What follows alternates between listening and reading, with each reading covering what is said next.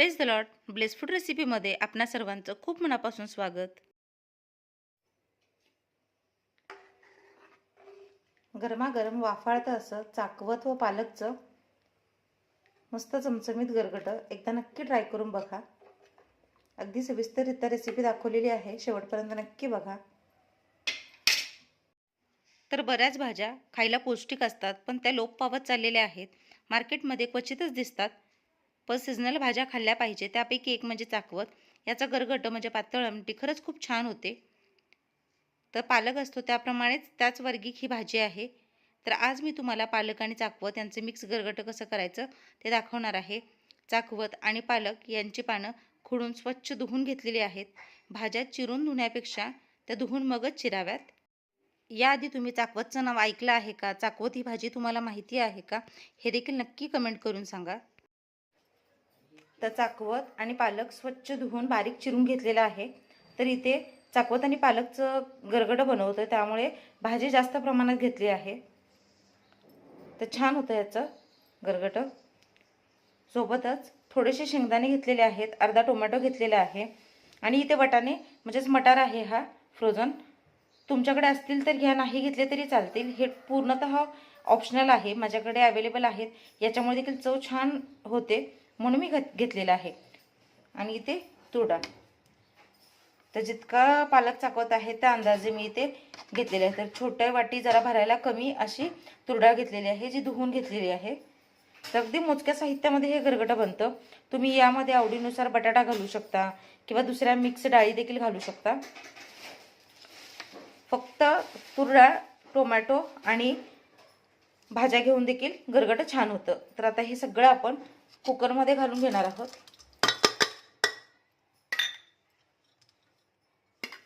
डाळ धुवून घेतलेली आहे.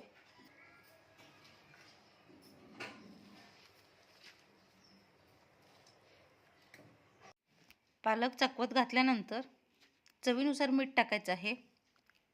हे शिजवतानाच मीठ टाकल्यास गरगटं चवीला खूप छान होतं, त्यामुळे मीठ चवीनुसार टाकायचं आहे. तर पाणी भाजी बुडेइतपत टाकायचं आहे. पालेभाज्या शिजून त्याला पाणी सुटतं, त्यामुळे अगदी कुकर भरून पाणी टाकण्याची काही गरज नाही आहे. तर दाखवते त्या पद्धतीने भाज्या बुडतील इतपत पाणी घालायचं आहे. हवं तितकं पाणी घातलेलं आहे. कुकरचं झाकण लावून 4 शिट्टी करून घ्यायची आहे.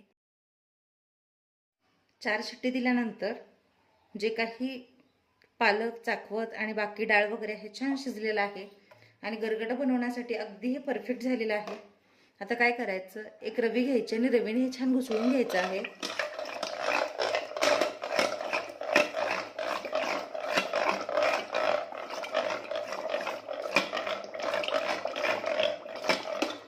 तर गरगटं करण्याची खरी पद्धत हीच असते. याला रवीने छान असं घुसळून घ्यायचं, म्हणूनच ते गरगट असं नाव आहे. कारण सगळ्याचं एकत्र मिश्रण करून जे गरगटून घेतलं जातं ते म्हणजे गरगटं.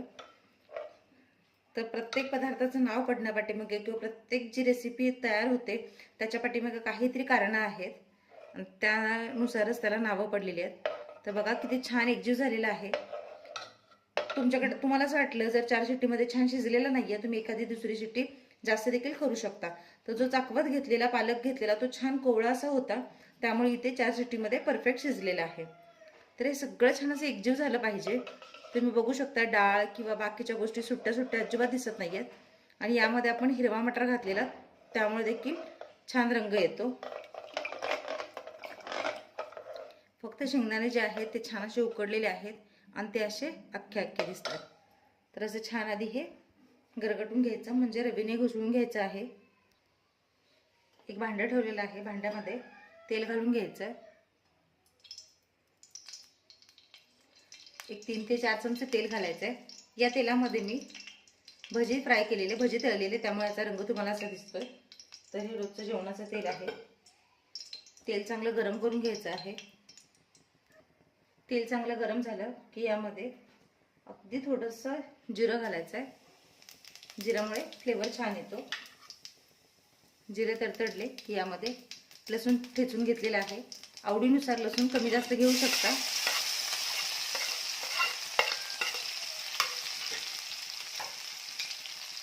मी ते लसूण जास्त प्रमाणात घेतलेलं आहे, कारण गरगटाला म्हणजेच गरगट करताना लसणाचा फ्लेवर छान येतो.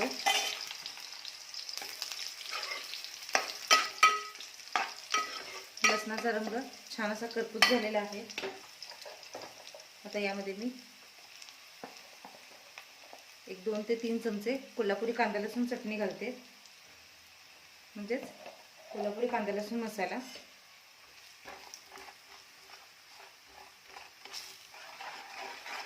मसाला घालून तेलात छान परतून घ्यायचं. रंग काय सुंदर दिसतोय बघा.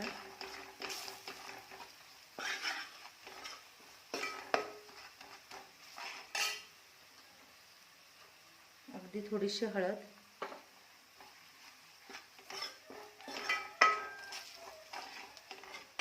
फोडणी तरी चांगली तयार झालेली आहे. आता यामध्ये बाकी मिश्रण होते.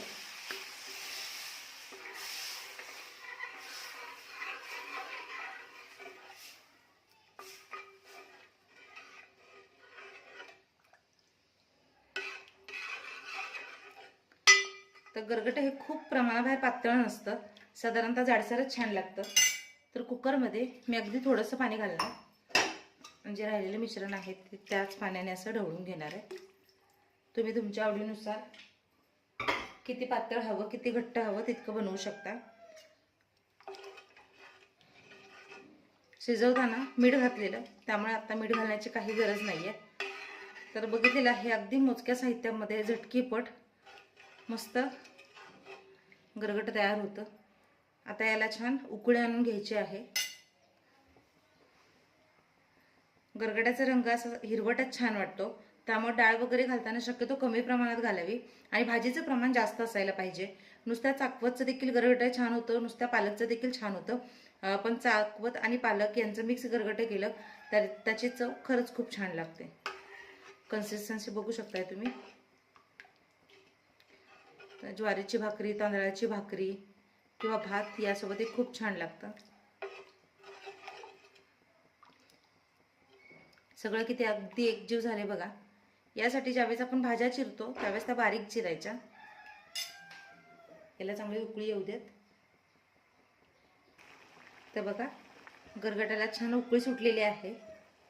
आता मी गॅस बंद केलाय. तर बघूनच किती छान वाटतंय ते बघा. अगदी वासानेच भूक लागेल आणि खावंसं वाटेल असं गरगट तयार झालेलं आहे. एकदा या पद्धतीने चाकवत आणि पालकचं गरगट तयार करून बघा. तुमचा अनुभव माझ्यासोबत शेअर करा. सगळ्यात महत्त्वाचं म्हणजे ब्लेस फूड रेसिपीला अजून सबस्क्राईब केलं नसेल तर सबस्क्राईब करा, लाईक करा, शेअर करा. जे काही बेल आयकॉन दिसते म्हणजेच घंटे दाबायला अजिबात विसरू नका. जर तुमच्याकडे चाकवत अवेलेबल नसेल, नुसत्या पालकाचं गरगट केलं तरीही चालेल किंवा नुसत्या चाकवतचं केलं तरीही चालेल. एकदा या पद्धतीने नक्की ट्राय करून बघा. तुमचा अनुभव माझ्यासोबत शेअर करा.